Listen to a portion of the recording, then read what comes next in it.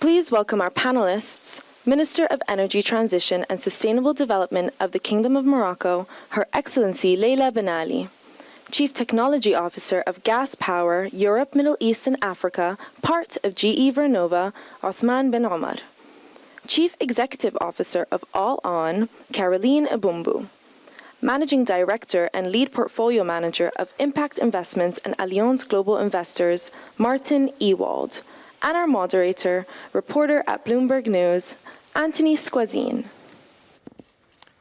Okay, well, thank you very much. We're here to discuss clean energy. Let's take a seat. Really just looking at Africa and looking at the resources we have. We have some of the world's best solar resources, a lot of wind resources. Yet last year we saw investment in the sector slump to a 10-year low. Sorry, not last year, in 2021.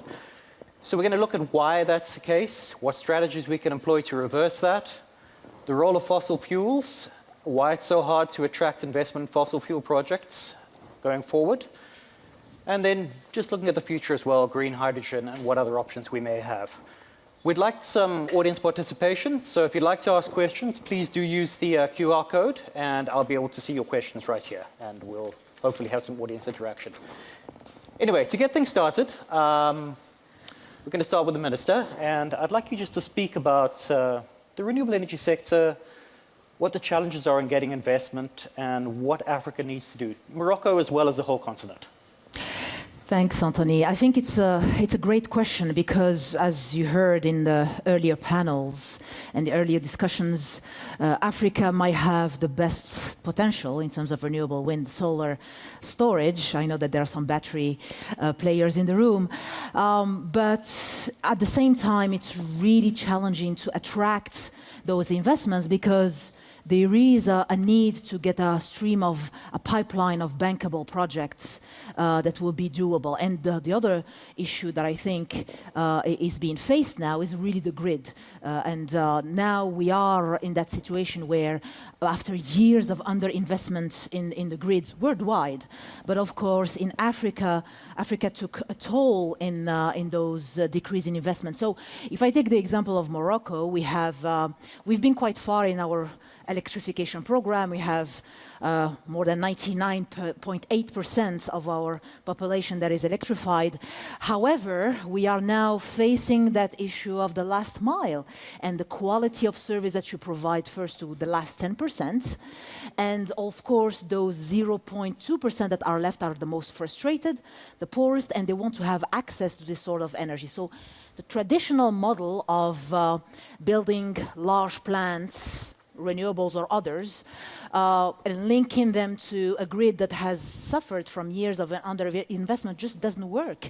And we have that conviction now in Morocco that we need to build in agile business models to enable the investors that are, of course, very happy to come invest in Morocco to have that pipeline of projects with different sizes, with, of course, the guarantee, of course, to be able to either inject into the grid or to create an ecosystem of mini-grids in those decentralized areas. So this is in a nutshell how we are tackling the electrification challenge that Morocco and other countries in Africa are facing. Great. Martin, perhaps I can ask you, you work in the finance industry. What needs to be done and what are the solutions to getting enough finance onto the continent to make the energy transition happen? I think it starts with the acknowledgement, to create an environment for institutional investors, and therefore also it's great to hear the Minister explaining how that is done. And then the next steps will be how can we really physically mobilize institutional capital? And this is what we try to do by bringing that in from Europe, and we need to acknowledge that especially renewable energy investments, long-term investments require long-term cash yields, a given level of return. That is something we try to bridge by building blended finance solutions. So we sit in an asset management company, Allianz Global Investors, and we build funds which enable us to provide equity for such projects on the ground. So we are financing local teams on the ground, really capable of building the required infrastructure. And the way we do that is we de-risk on fund level using public money in Germany, for example. So the German government, for example, gives us a first loss provision, which allows us to de-risk the portfolio we're investing into, and that in turn enables us to use institutional capital like life insurance money from Europe, as in this case Germany, to flow into Africa, and the long run to catalyze change, because we don't believe it's good enough to just pick a single asset. We need to build an ecosystem, and that then should really create further growth. Right. And Otmane, is there a role for fossil fuels like gas? I mean, there's a lot of talk about it being a transition fuel, but there are a lot of opponents of fossil fuel in any form. What role does the fuel play? The gas is really important to support the energy transition because all the renewables simply need stable power generation to deal with the intermittency. Additionally, when you look at a continent like Africa, some countries have natural resources that supports hydropower or wind or solar, but others have also fossil fuels.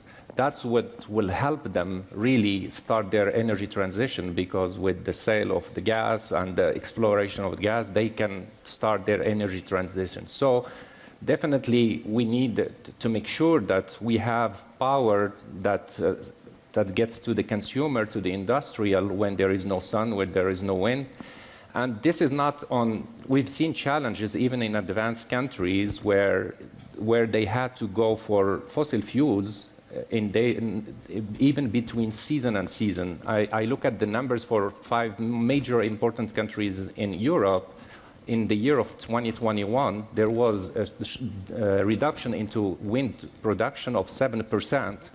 And luckily, they had assets to support that. So it's not only from a day to day which you can solve with batteries.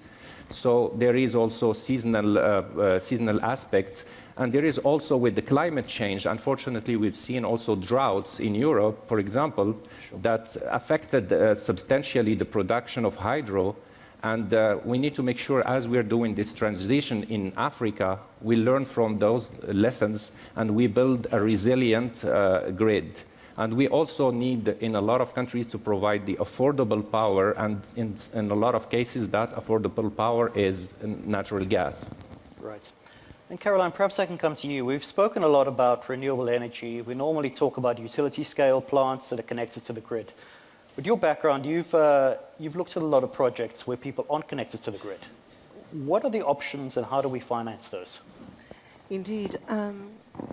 Grid connection is still a challenge in many of our countries with regards to how far transmission lines have been extended. So what do we do in the meantime? Because it's clear, the data is there and shows that when it comes to electricity access, 80% of the people in rural areas are best served through off-grid and DREs, decentralized renewable energy solutions. So it's key when we look at reaching our goals when it comes to universal energy access to ensure that we have a multi-pronged approach and not only look at developing the grids and strengthening the utilities, which is very important, but it has to be done in parallel of the efforts in the decentralized renewable solutions off-grid. What are we talking about? Mini-grids, solar home systems, name it. There are many alternatives that are already providing energy access to population who would not have access to electricity without those solutions. So the solutions are out there, but what's still missing? If we want to get to scale in the mini-grid sector, off-grid sector in general, one imperative is to look at the cost. Cost is still an obstacle. Cost of capital for providers of mini-grids and other DREs in the sector is still a deterrent. Especially, again, we talk about Africa. Accessing debt is done at very high, the double-digit numbers for the providers in this sector, and it's just not sustainable. Not only cost of capital, but also what type of capital. Because we do have some initiatives where you have some debt available, but now equity is also lacking. So we do have to have providers who are in the sector providing equity. One last thing I would say on the very topic is the fact that as much as ultimately we want an off-grid sector that will be free of subsidies. For now, it is still a reality that because it's a nascent sector, the off-grid sector needs subsidy. And there are some good mechanisms out there. There are some facilities that do result-based financing and others, and we need to consider how these are still strengthened so that over time, yes, we will phase out subsidy, but we will support this nascent sector with this much-needed capital for now. Okay. Martin, just on that point, these mini-grid projects, these off-grid projects, is that something that you see the private sector being interested in? Or do you think all the money is really flowing to the bigger projects? Totally interest, yes, I think that's for sure. But on the other hand, like you also have to take into account the realities of an institutional investor, and that's like also the fiduciary duty one has. And then depending on where the money comes from, it's very hard to invest because like you have it's very hard to run a physical due diligence. So people like me who have to take a decision, you need like a certain size to really be able to properly evaluate. I think that's one of the points. On the other hand, it is something where we really see decentralized energy production will be important for future reference. And maybe just like really to pick up on the type of capital, equity is really exactly there needed because you can't properly bank on that. So you really need to finance it with equity, and that needs to grow. And this catalytic role, I think, if I were to have one wish to the political agenda, is like to differentiate a bit more in what kind of capital should be mobilized. Should not be about like the trillions, whatever. It should be equity, catalytic, and then the political agenda should, especially in Europe, also should differentiate a bit what is flowing when. And this is one of the examples where we can really see how important equity will be in the equation. Okay, and just turning back to the grid. Where I'm based in South Africa, the biggest impediment is the grid. It's not strong enough, and therefore you cannot add renewable energy in the places where it's most easily produced. The arid areas of the country, but obviously economically not as active as other areas. Is it a big impediment, Minister, across Africa? And here in Morocco and elsewhere, is it a big impediment to the strength of the grid? It is more than an impediment. It's really a requirement to invest in it. I mean, last week I announced in Parliament that we need to invest roughly between $1 and $2.5 billion per year. And a large chunk of that is going into reinforcing the grid to enable the penetration of renewables down the road. My issue with that is, it's not the amount that is an issue. And if you allow me for a second, I'll put my hat of President of United Nations Assembly for the Environment that Morocco has the privilege of chairing until next year. The issue today is not to have the numbers to add up. It's really that flow of investment that has to go, especially when it comes to the grid, with no interruption every year. It requires a lot of trust, of course, on both sides. But in the case of Africa, in most African countries, there is no time to wait, because you have 600 million people who don't have access to any modern form of energy, let alone electricity. And these are countries that are the most vulnerable to climate change, to biodiversity loss, to environmental issues and pollution, which are tackling their day-to-day sources of income in large informal sectors. So I think trying to get the numbers to add up, I'm sorry to say, it's going to be a bit a waste of time. Sure. We all know where the money will have to flow. We are making sure, at least in Morocco, that the regulatory framework is there, that the fiscal terms are there, and that the ability of our partners, equity and debt, are enabled to get access to those risk-adjusted returns, because I think that's the key word. If we understand every word of those three terms, risk-adjusted returns, in reinforcing the grid and making sure that you are thinking more creatively about the business model of producing, transporting, and consuming electricity, I think we would be able to win this energy transition. But as I said, we're not in 1810 when we had the first oil development. We're not in 1946 after the Second World War. We're not in 1979. We are in 2023. And we have 600 million people in Africa who are craving access to modern forms of energy. Plus, we also have in Morocco a large industrial tissue that is also craving competitive, low costs and low carbon energy. So I think today, with the challenges that we are facing, we really have to come up with that stream of investments in those bankable projects, including reinforcements of the grid today. So in that $1 to $2 billion of investments, I think we have at least $500 million that goes into reinforcing the grid. And you are all welcome to help us win this challenge, because in addition to reinforcing the grid to give access to our social and economic tissue, to give them access to low-cost, low-carbon energy, we are also wanted to reinforce our interconnection and access to the international markets. And that convergence of energy and carbon markets between Africa, Europe, and I know that we have some of our players in the financial markets, is quite key as well in winning this transition. Sure. Okay, we've got a few questions from the audience, so perhaps I could just start with you, Caroline. One of the questions from the audience is, if clean energy is still not inclusive in being available and affordable to everyone to solve the energy challenges, what should Africa do to make energy more accessible? So what should Africa do? Well, let me take some very specific example when it comes to, because indeed it is a big continent. I'll refer to Nigeria very, very specifically. When it comes to ensuring that clean energy, affordable clean energy, has been made a priority. Nigeria has put together an energy transition office, which has been quite relentless with regards to ensuring that all of the different stakeholders are mobilized and are acting in unison to really find solutions to Nigeria's long-term goal when it comes to universal energy access. Earlier on, one of the panelists mentioned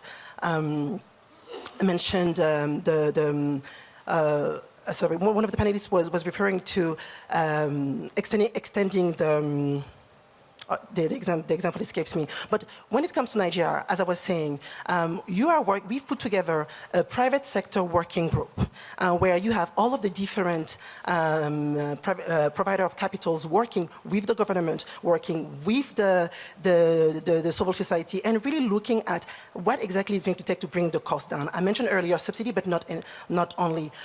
We mentioned the fact that there are different sources of capital. We have different service provider of capital. And while some do require some very elevated return, some do not. So we have to look at what it will take by different class of assets, what are the different providers of capital available, and make this, and then make that gap, make that bridge between the different providers. And there are already, for instance, initiatives whereby we're working with guarantee providers who can provide a guarantee and then therefore bring the cost of capital down, working with equity provider, debt provider, all that to say that the numbers are high, the amount is tremendous. That being said, because there are different profiles available, we can get to that risk-adjusted return that was mentioned by the minister, and therefore eventually bring the cost down of renewable energy. Great. Martin, I see you wanted to say something a minute ago, so I'm going to ask you the next question, and perhaps you can tack that on as well. Sure. We're just being asked here, what do we need to activate public-private participation projects? Exactly that question really helps me to also pick up on this risk-adjusted return. Because one of the points really, as you say, it needs to be risk-adjusted return. And we want to mobilize more renewable energy, so therefore the price should be high in order to generate high returns for institutional investors. At the same time, we want it to be low, otherwise it can't be catalytic. And so therefore, the price of energy will be set. And as you say, we need to bring the costs down. And so for us, the only way on how we can provide like then this public and private to work together is just limit the risks, because like electricity prices must be set at a certain point.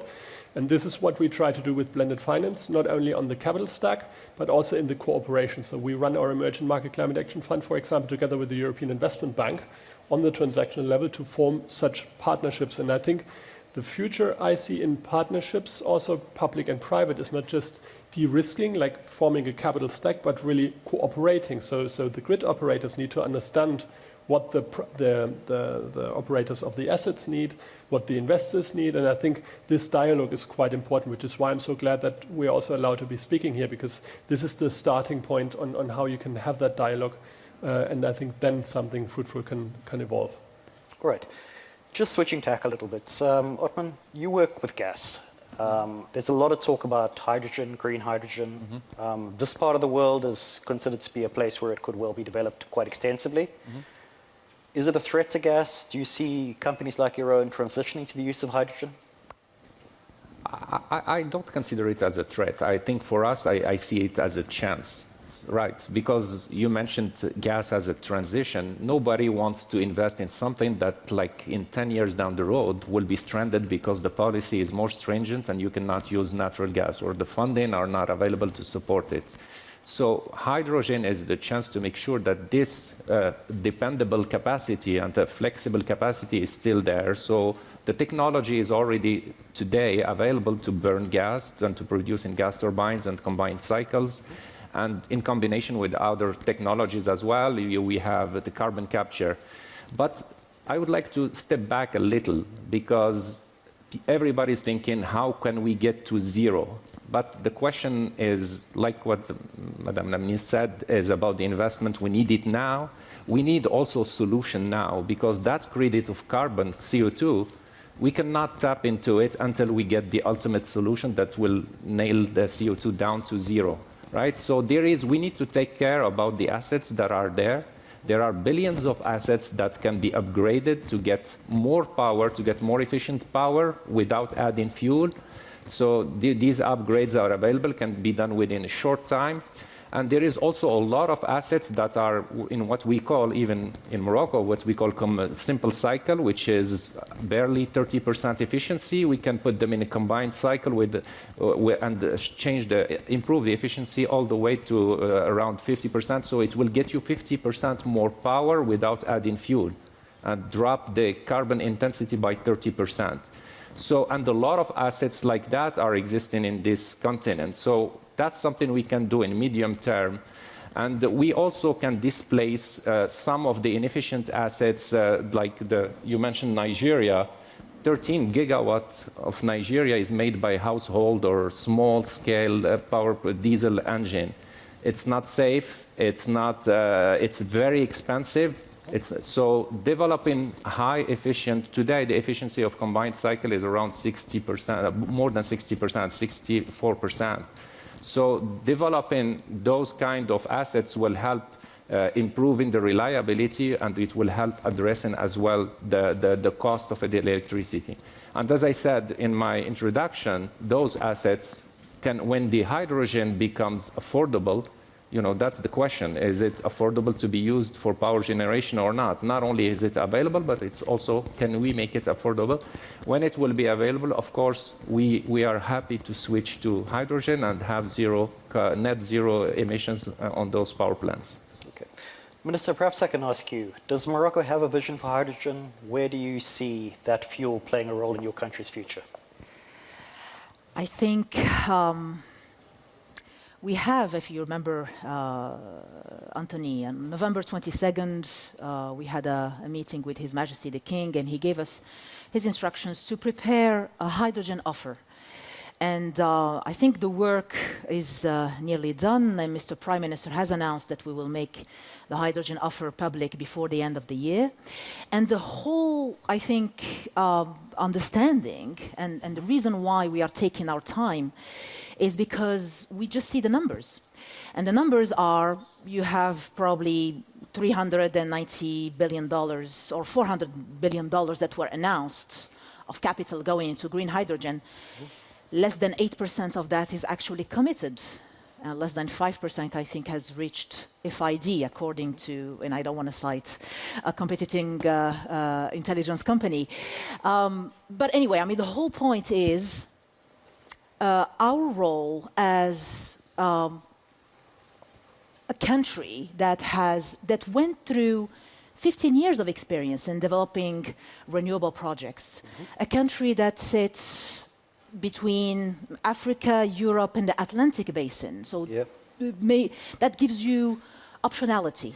And we really want to ensure that in this trajectory towards developing new energies, including hydrogen, green ammonia, batteries and storage, we want to ensure that that risk-adjusted return to our partner, to our partners' investors, is really taken into account. So, in that offer, and I don't want to put the cart before the horse and leave that to when the offer will be announced. I think the whole point there is first trust with our international and national partners in that journey, because that journey will take risks. You know, in all the energy transitions that we've seen since we started using horsepower on real horses, it took at least 50 years for every fuel, be it nuclear, renewables, and so on, to take at least 10% of the global market share on at any specific time. And I think somebody was saying earlier today in the panels, why are we asking green hydrogen to play that role in less than 8 years with a large amount of subsidies from specific countries? I think we are today in a situation where we want to, as Morocco, we want to keep that optionality in our system, make sure that all the infrastructure, and when I talk about infrastructure, I'm not only talking about physical infrastructure, and yesterday we signed an agreement with the IFC to help us in revising and updating our national gas roadmap and preparing the gas infrastructure of Morocco of the future to be hydrogen proof and to enable us in that journey so that at the end of the day we don't end up with stranded assets. Because remember, we want to ensure that in this acceleration, because we are in an acceleration of time compared to the 20th century where, as I mentioned, for those competing technologies, it took 50 years to gain 10% of the global market share. Because of the huge geopolitical and changes and the climate issue that now is becoming very clear and very apparent, especially, I mean, in many countries, not only in Europe and North America, but as I mentioned earlier, in some of the most vulnerable countries, there are some islands that are going to disappear before 2040 or 2050. And that raises for the international community some very unbearable questions of citizenship, of nationality that was never in the cards. So I think that acceleration of time that we are all facing because of those very difficult questions that we are being tasked to answer will provide the framework and the infrastructure to enable the development of a sustainable in time energy transition, including with new technologies like hydrogen. Great, thank you. Martin, one more question for you. Sorry, but there's a lot of finance questions coming from the audience. So for infrastructure or energy investment, is the project finance approach the core approach to rely on solely, or should we be looking at corporate finance, access to bond markets and securitization? Perhaps you could just speak about that a little bit. And also, if you could just touch on the global interest rate cycle and how that's complicating matters. Yeah, maybe starting really with the interest rate cycle. I think this is one of the really imminent problems we can see in equity and debt due to the hike in interest rates. Of course, the referential return required to mobilize private capital flowing, for example, into Africa will also be higher. So coming back to how much revenue can you generate out of an asset on the ground. And I think that also limits what you can do with regards to structuring your specific transaction. So far, project finance, of course, is is very interesting also for the institutional investors. We do nevertheless acknowledge that some of the refinancing cycles are really hard to meet with renewables, no matter what size you're talking about. So therefore also, I guess it's very imminent that different sources of financing must be required. But at the same time, what you also see is that institutional investors, like for example from Europe, who are regulated under solvency, also need to take that into account. So if you talk about permanent capital vehicles, like how can you then get your capital out? And I think until such examples are also set, so really also the institutional investors get data points on how it worked and how it did work in the past, it's very hard to find like very new, like much more new and innovative ways of financing. So therefore, what we do right now is really making the first step in building standard vehicles with a de-risking element, as in blended finance. And I think then we will need to be getting towards more options to also finance the projects on the ground. Okay. We've just got a few minutes left. So starting with Caroline, I just wanted to ask you all the same question. We've seen the bulk of renewable energy, and I suspect all energy investment take place in just a few countries. South Africa, Morocco, Egypt, maybe one or two others. What do we need to do to spread this investment across the continent? Because we're all facing the same problem. And as we've mentioned several times, about half of all Africans don't have access to electricity. So what do we need to do? De-risk, de-risk, de-risk. Ultimately, if you want funds to flow to a country, you have to make sure that investors have some visibility with regards to being able to actually reap off the benefits from these investments. You have to have investors who can believe that if they go and invest in a renewable energy project, they have some certainty with regards to, for instance, the tariffs that they can charge, and the fact that there wouldn't be any, due to an election upcoming, a change of tariff being imposed on them, for instance. So ensuring that there is clear visibility sounds basic, but it's the number one thing for investors to know that they can actually go into a country. And how does that work? Regulatory frameworks. I think the countries that you've mentioned have led quite a very clear example of having very clear regulatory frameworks. What does the permitting require, and all of the different steps. Having it clearly laid out allows investors to enter into a country. After that, once you have a very clear regulatory framework, you also obviously have to look at other elements that come into decision makings for investors doing their due diligence.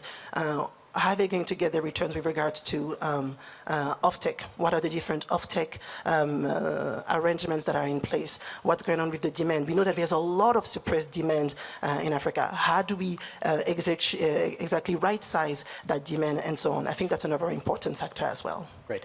If I can just give you perhaps 30 seconds each. Perhaps, Otmane, you could speak to the same points, and then I'll come to the Minister. Yeah, I'm representing the technology supplier. So I'm dealing with a lot of countries who are now required to think about the energy transition. And it will be more an ask, to the financial institution, because we've seen a lot of them backing off from funding fossil fuels. I think the government, especially in Africa, I've seen that a lot of government announced their NDC, so they set the objectives.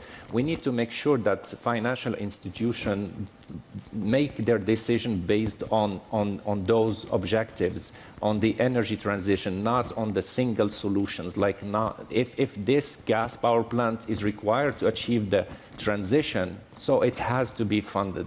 And I think that's an important point which will help the countries achieving their objectives. Okay. Minister, perhaps I can give you the final word. Thank you very much. I am actually really, really happy because I see, and thanks to Bloomberg New Economy for choosing Morocco for this event, because I felt in the discussions that we were having today that we are really at a turning point. And why I'm really happy, because compared to 10 years ago, after the financial crisis, we were all sitting in rooms in our different capacities and listening to people, the financial sector and private sector saying, oh, we need de-risk, de-risk, de-risk. And the government saying, oh, but we need access to low cost and low cost capital. And you had also the international community hesitating whether gas is a transition fuel or a destination fuel.